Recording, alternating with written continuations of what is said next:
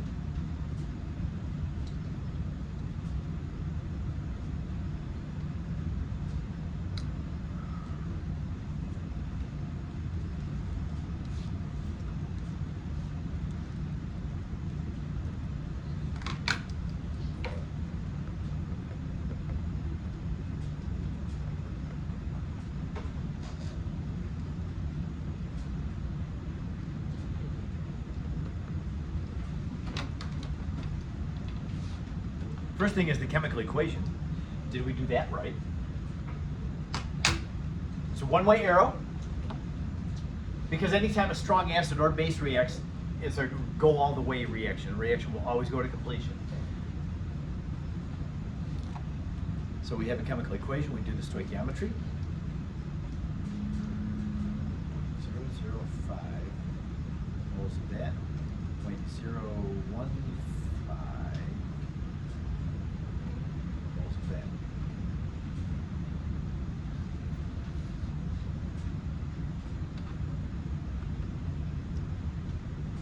Do we have a solution that results in a buffer? Yes, so we can use the buffer equation. And I hope you do. So yeah, the limiting reagent's hydroxide, that goes down by that whole amount. So the HNO2 goes down by the amount that the hydroxide went down to 0.010 moles. And then the nitrite ion over here, the conjugate base of HNO2, we didn't have any at the beginning, but now it has gone up to 0.005. So we have a buffer. And we can use the buffer equation. pH equals pKa, that's the negative log of the Ka, 4 times 10 to the negative fourth, plus the log of the base, 0.005, over the acid.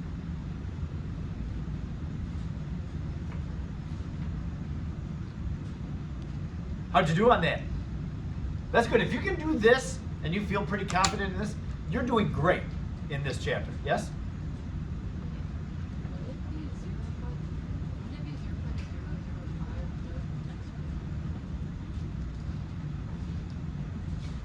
That what did I say that again? Like, cause, like sig figs, would you have the extra zero at the positive? Yes. Or subtract? Just maybe jump. We got 2 sig figs from that. So I kept that at 2 sig figs. Yeah. Oh, with this subtraction? Yeah, but I'm saying, since you have what you make, does that one still have 2 sig figs? Or what do you count for? This is right in the sig figs because this goes 4 places past, this goes 3 places past. So when I subtract that minus that, I should go 3 places past the decimal. That's 2 sig figs. And this went down by that amount, so it goes up by the same amount. I'm sticking with 2 sig figs on this. I think that's right.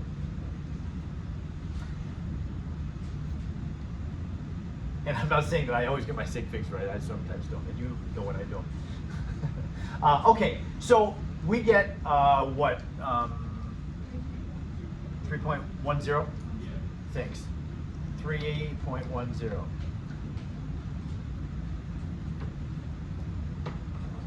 Okay. Yes, Chase. How does like an equation like what is like that test? If we from like the and if you go to this points, just like NA and like at the end of NA too. If you include the NA, no, it would be fine. I give the net ionic equation. If you want to give the full equation, no problem with that. You don't have to give the net ionic.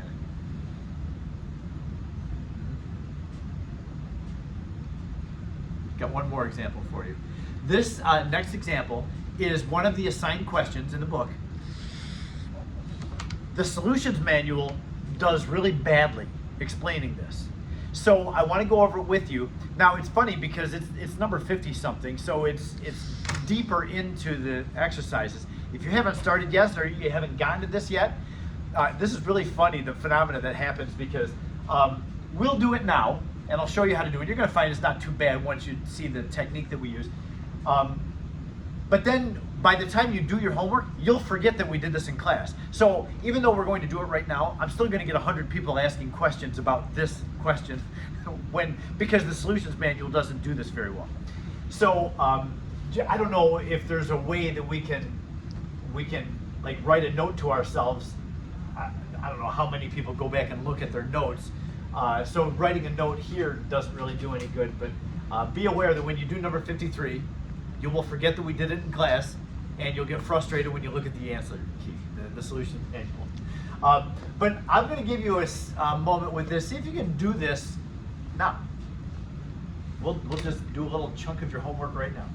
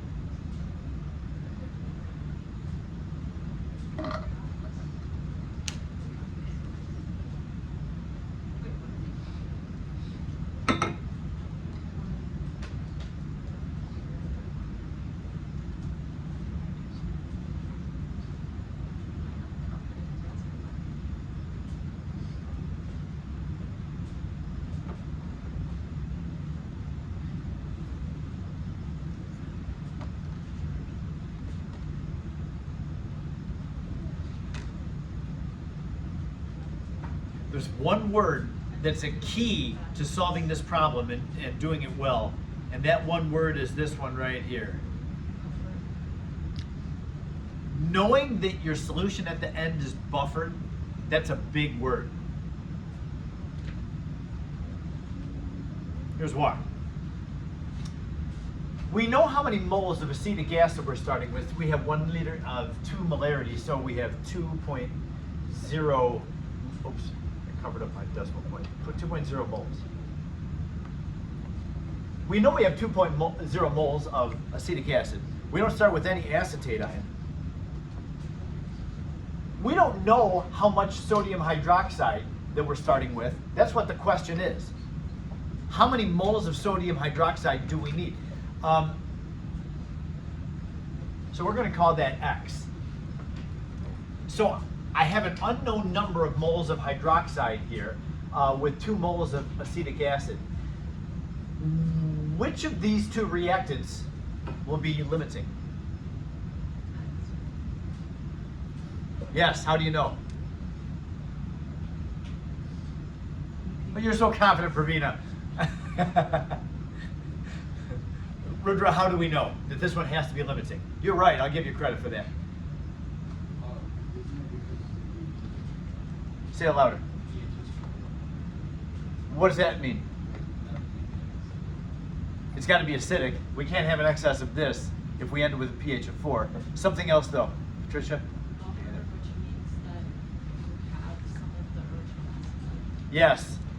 This solution at the end is going to be buffered. That means a buffer has a weak acid and its conjugate base. Both of you had great answers to that. You know, just from reasoning this out, if the pH ends at 4, that couldn't be excess. Yep. But yeah, since it's buffered, we have to end with some acetic acid and some acetate ion. Yeah, so our limiting reagent is the hydroxide ion. And when that means that the hydroxide goes to 0 if it's the limiting reagent. So therefore the acetic acid goes down by X to 2 minus X. The acetate ion has to get made then. However much hydroxide got used up, that's how much acetate got made. So it goes from 0 up to X. Okay, so we're good to go. We have a buffer. It tells us we have to have a buffer at the end. So that means we use the buffer equation.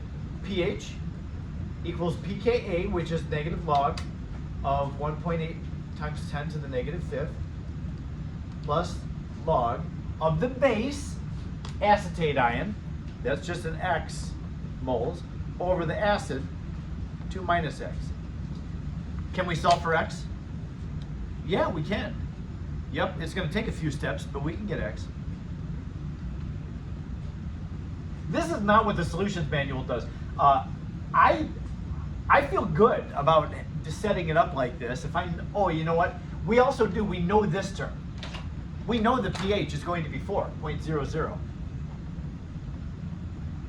I should have put that in after the pH term. Yeah, so we have everything here except the X we can solve for it. Yes? Should we do X like minus X? Like I just did X. You're neglecting the X. You can't. No, don't do that. You'll get the wrong answer if you neglect the X. Now I know that we neglect the X using the 5% rule when you have X being a very small number, but X is not necessarily small here. So don't neglect it. Yeah, I'm glad that you mentioned that too. I have to mark a lot of people wrong on the quiz because you're used to seeing a minus X term and just ignoring it. You can't here because X is not a small concentration, but it is a number of moles. Did you have a question too, Pravina, or was it? Oh, okay. Okay, so just doing the math on this, 4.00 equals, the negative log of this is 4.74. So that's plus the log of X over 2 minus X. And so let's move those, the 4.74 over. It's negative 0.74 equals log of X over 2 minus X. And then take the inverse log of both sides. That means 10 to the negative 0.74 equals X over 2 minus X. So solve. 10 to the negative 0.74 power, I believe, is 0.18. So 0.18 times 2 is 0.36. minus 0.18x equals x. So yeah, combine your x terms, solve for x, and we get an x value of, I believe it's 0.31. Victor, is that what you hit? Or you got a question? Go ahead. Ignore the equilibrium for the acid. It's accounted for in this. It was derived from doing this.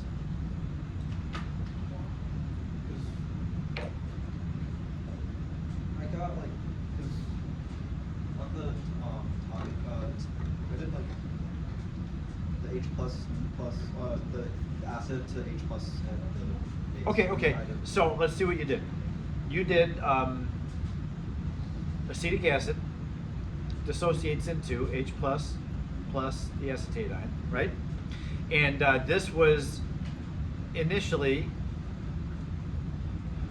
I don't know if you want to go here. We have to use the concentrations. Yeah. So it would be, and now we have 1 liter, right? Oh, okay, that's nice. Good thing it was 1 liter. So it was 2 minus x molarity and x molarity. So, and it has to go to the right. So we do, So we'll have to go down by some other. Are you sure you want to do this, Victor? Like I found the concentration of the acetate, because it was 0.06, and then I plugged it back into the right. How did you find acetate from here? I don't know, because you have the K, right? So I just found how much it dissociated, and then I plugged it back into the OH minus. But you don't have a 0 initial concentration. You have some concentration. Is that right? You just looked up and it's close to what you got. I wonder if that's true. If it was just luck. What did you get? 0.3. Gosh, What was the next test? It was too nice. Okay, man. I don't think that's Because very- yeah, you start with some acetate. I mean, when you're Is that when already accounted for? you doing this, you were assuming 0 at the beginning, weren't you? Yeah. Wait, is that already counted for the experiment? I don't get it.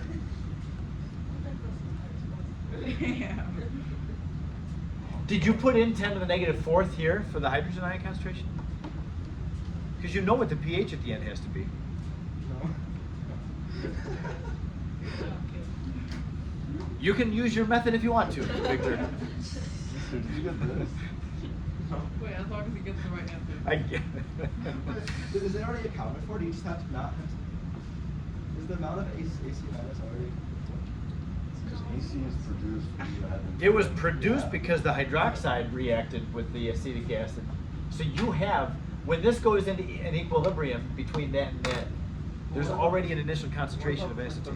Before it's not isn't there like already concentrated? No, initially that was 0. You just have acetic acid and you put sodium hydroxide into it.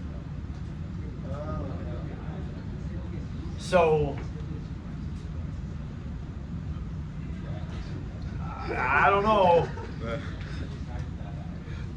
You'll notice that this is part B. Parts A and C, they just vary the pH value. Try your method on the other pHs and see if you can get it every time. That'll be fun to see. Okay. So again, now I mentioned this before we started this problem. When you look at the solutions manual, it does something even wackier than what Victor just described. And so, yeah, you're going to look at this and say, I don't know what they're doing. So when you ask me your questions about number 53, I'm going to smile at you and try to be as polite as possible and say, oh, we did that one in class. Go back to your notes and you'll see how we should do it. Numbers 52 and 53, I don't know, it's, It's 53, 54. thank you, 53 and 54. Do you remember which one was assigned? Well, They're both assigned? Okay. So yeah, I do suggest that you do it just like that. Or your way. Okay, so the last topic in the chapter is indicators. Acid-base indicator. Well, I'm going to skip that one. That one's kind of similar. But we're going to jump over that. I want to make sure we have enough time to talk indicators. So, we're used to using one single indicator, and that's phenolphthalein. There are others. In fact, many acid-base indicators.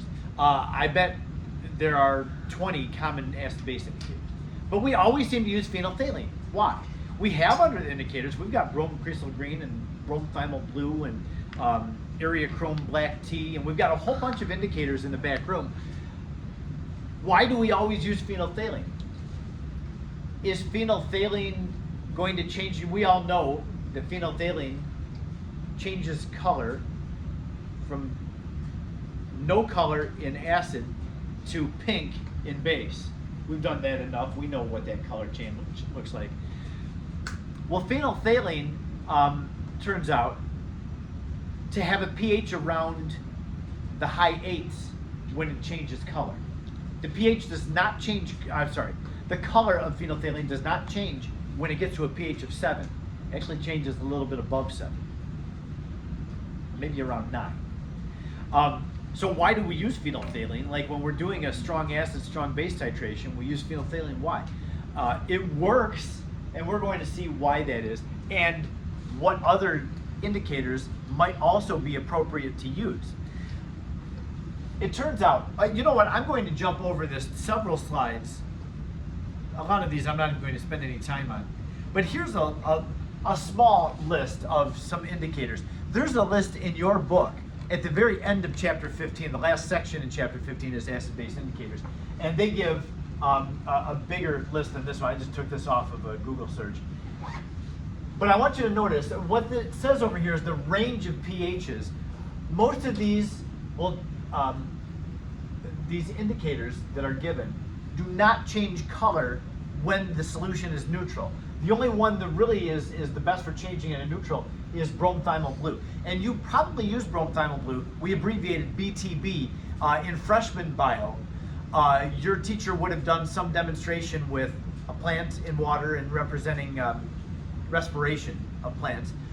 They put some bromothiamyl blue in there, and over a few days you would have seen it as the plant breathes and takes in the carbon dioxide. It would have started as acidic, and then as the CO2 gets used up in there, it would have changed color. You might remember using that, you might not. But yeah, that's a very common demonstration.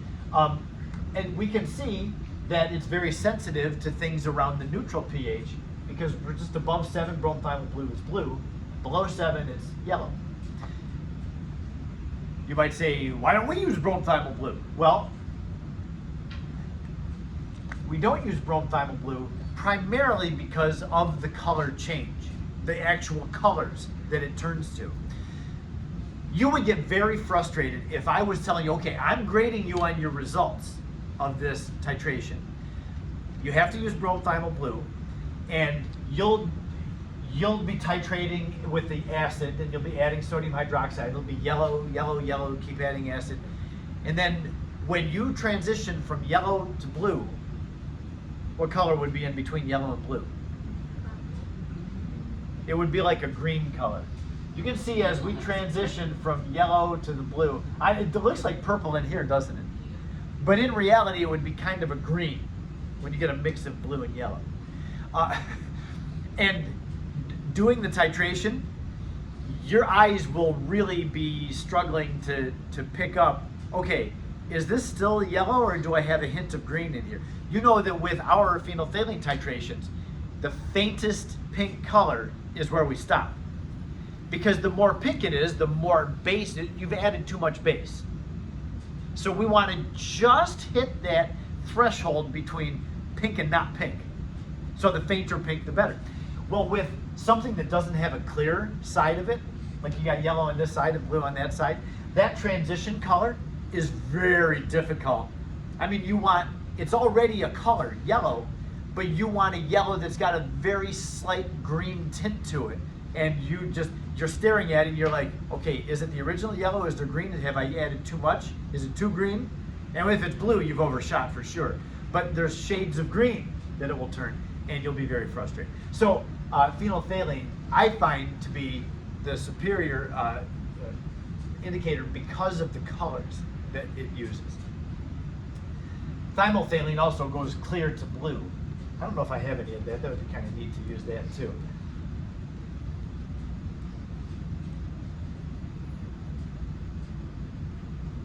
When we titrate a strong acid with a strong base, do you remember how our titration curves, the equivalence point covers lots and lots of pH units. Like we go from a pH of 2 up to a pH of 12 in one data point, or 2 data points.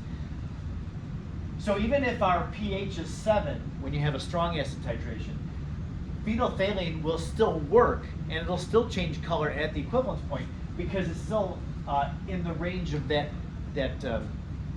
equivalence point jump. You get the equivalence point. So, and really, when you're using a strong acid, any indicator that changes color from about a pH of 3 to about a pH of 10 or so will work. But a lot of times we'll use weak acids in our titration. Like when we're standardizing our base, if you remember, we used KHP, potassium hydrogen phthalate. That's a weak acid. So a weak acid doesn't have that shape, but rather it has this shape. You get a quick jump, and then it levels off, and then you get a equivalence point like that. Well, 7 is down here. Remember, the equivalence point of a weak acid titration is basic. The equivalence point is basic. So the equivalence point is up here. It would be appropriate to use phenolphthalein. We use acid-base indicators. It will only tell us when we've hit the end point. The color change is the end point for an indicator. So you want to use an indicator that will change color where you have the vertical jump. So when you have a weak acid being titrated, often phenolphthalein is an appropriate one because you have a basic pH at the equivalence point, and phenolphthalein will work. So let me give you a little bit of background on acid-base indicators. These slides that I'm jumping over, I'm not really going to spend any time on them because it will just confuse you. I mean, it does have the background. If you really want to see why we want to have like what specific pH it will change color at, you can read all this. But really, let's just take a look at the basics on acid-base, the essentials on acid-base indicators. Indicators tend to be weak acids themselves. That's why we only use a drop or two of of the indicator when we're doing a titration. Because if you use too much of it, it will interfere with the neutralization of your original acid. So just a drop or two in there. And so, yeah, if we're using bromethymol blue, it turns out that the acid part of the molecule will be one color, but its conjugate base is a different color. So if this molecule is in an acid, the equilibrium lies far to the left, and you'll have it will show its acid color. But if you start adding base to it, the base that you add will interact with this indicator, and it will push the equilibrium that way. Once you have an excess of base, then you'll have its conjugate bases color. You'll see the color change. So that transition from this being in an acid environment to being in a base environment is where it changes color. So really, the whole point of using an indicator is to tell us when you've hit the equivalent, or tell you when you've hit the equivalence point. So the point at which we transition from this color and the equilibrium of the indicator shifts to that color, that point you're going to have some of this color and some of that color. That would be the end point, when you have some of each. Now you don't really need to do any calculations for indicators. You really only need to know what pH the indicator changes color. So you're going to choose an indicator that's going to change color at whatever the pH your equivalence point is that you're actually doing. So I've just shown you this this chemical equation. This is just what the indicator is doing in the solution. It's just the indicator. Its color is going to tell you what its environment is like. So if you've got bromethymol blue and it's in an acid, it's going to show yellow. But if it's in a base, the base is going to pull the hydrogens off of this indicator too, and you'll be left with the conjugate base. I have an example on the slide right after this. So The point of indicators is this. You want to choose an indicator that changes color for your solution right at the equivalence point of the titration. You want something that, an indicator that changes color at the equivalence point. So if you have an equivalence point that's neutral, you would look at this and say, okay, bromothymol blue and phenol red, those two have the color change when they're neutral. Those would be appropriate indicators to use for a neutral pH. If you have a basic pH, well, it depends on what the what the pH is at the equivalence point, which one of these you're going to choose. And if it's an acidic pH, you choose one of these. Take a look at the next slide. This is number 73. There's a little section in the homework exercises that it's dedicated to acid-base indicator problem. And you're going to do the same thing every time. You need to figure out what the pH at the equivalence point is going to be, and then pick which indicator will change color at that pH. And there may be more than one. Yes, Rudra? No, you're not memorizing that table. No, not a chance. I'll give you a table. I should tell, somebody asked me that first hour too. Yeah, tables of data like this, there's no way I would have you memorize those. Yes?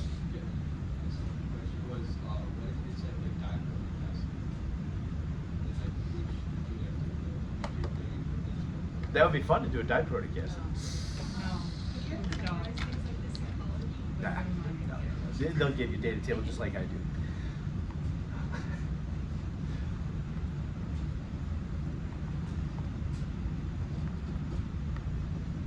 There is a solution that you can buy. It's called Universal Indicator. It's got several of these indicators mixed together.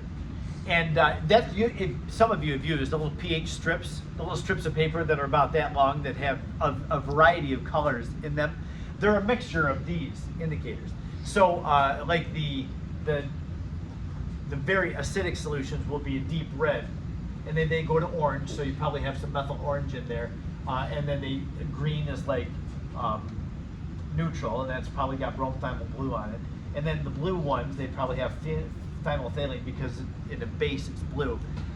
So yeah, pH paper has, and Universal Indicator has a number of these in it. That's probably what you would use, Rudra, if you were doing a diprotic acid. You'd start with a certain color with Universal Indicator in there. You would observe a color change, a distinct color change for the first equivalence point, and then you'd keep adding base, and then you have another color change at the second equivalence point. Yeah, so one of these wouldn't cover a diprotic, but Universal Indicator would. It would be a mixture of those. I should show you, I should pull out some Universal Indicator. It's really neat stuff. I'll write a note to myself. That would be fun. You would enjoy seeing Universal Indicator. Because we really, the only indicator we ever use in here practically is phenolphthalein. We don't ever even take out any other indicator. So it would be good for you to see Universal Indicator or some other indicator being used. Okay, in the next couple of days, I'll do that. That would be good. Take a look at this one. I want you to try to do this indicator question. So they're describing a neutralization reaction. We have a weak acid, acetic acid, with a strong base. And the question is, what indicator could you use to mark the equivalence point?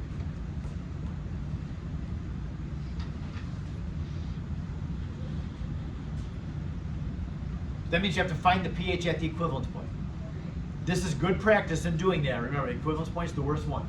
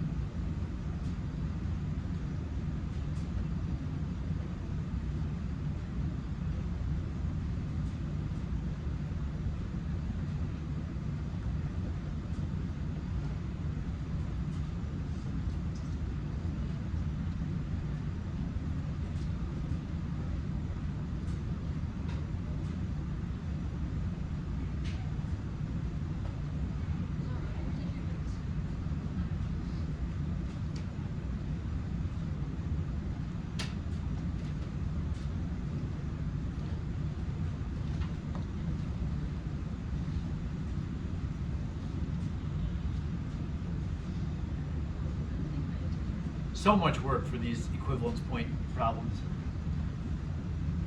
Trying to find the pH at the equivalence point. When the acetic acid and the hydroxide react, there's no limiting reactant, they both run out. So at the end of this reaction, we have just acetate ion. That's all that's in the solution. There's no acetic acid, there's no hydroxide, there's just acetate ion.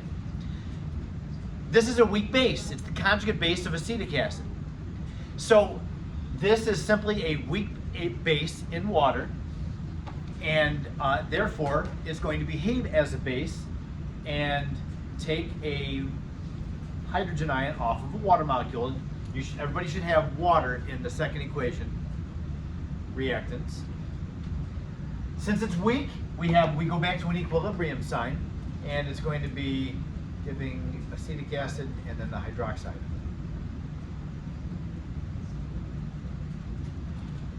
So now, when we do an ice table, remember, we don't just bring our moles down and put that in. We do have to use concentrations with ice tables. So change this back to concentration. It's 0.02 moles over 0.3 liters. Now I'm leaving my sig figs out. We know we're going to have 3 sig figs at the end. This is 0.0 or 0.67? 0.067 minus x. Those were both originally 0. They go up by x. So that's x and that's x. So the Kb, this isn't a base, so it's Kb equals Kw divided by the Ka of acetic acid. That's 1.8 times 10 to the negative fifth. It's equal to x squared over 0.067 minus x.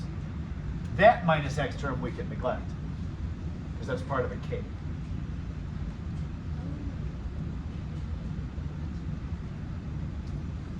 So when you solve for x, you're going to get the hydroxide ion concentration.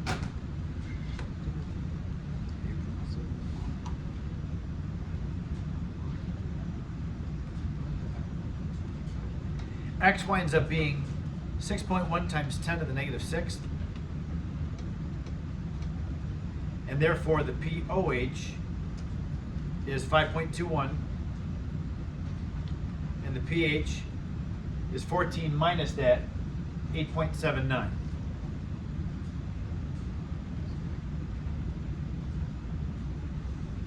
Were you able to get that? Those equivalence points, you've got to practice those. It's not fun to practice them because they take so stinking long, but yeah, make sure that you go into the quiz knowing how to find the pH at the equivalence point. Okay, so the question is, what indicator would we use for this?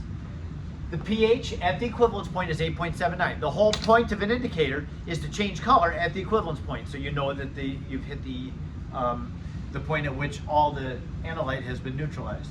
So we go back up here, and we look for something that changes color at a pH of 8.79. It looks like we have one good choice, our good friend, phenolphthalein. All that, we would have used phenolphthalein anyway. No, we wouldn't have.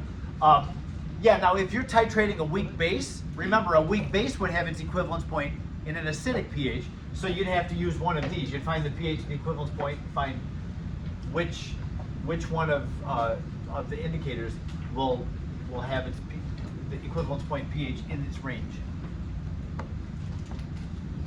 So indicators aren't bad. You just have to find what the pH is at the equivalence point and match up the indicator that changes color at that pH. So there's, I don't know, 2 or 3 indicator questions. And expect an indicator question on the quiz.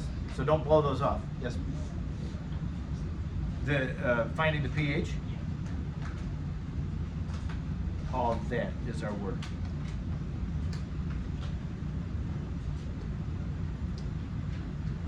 You have any questions about that? Tomorrow we'll do a lab. I think we'll only need 1 day for the experimental part of the lab, and then Wednesday will be a review day, if you need to, / work on the lab day, whatever you find to be most helpful. What's the lab? Friday night before midnight. So the lab's due on Friday night, quiz is on Thursday. Yes? Rudra? It's a lab write-up, yes. Yep. I'll talk about what the lab is tomorrow. You're going to have an unknown acid. It's going to be a weak acid. So I'll ask you for two things about the weak acid.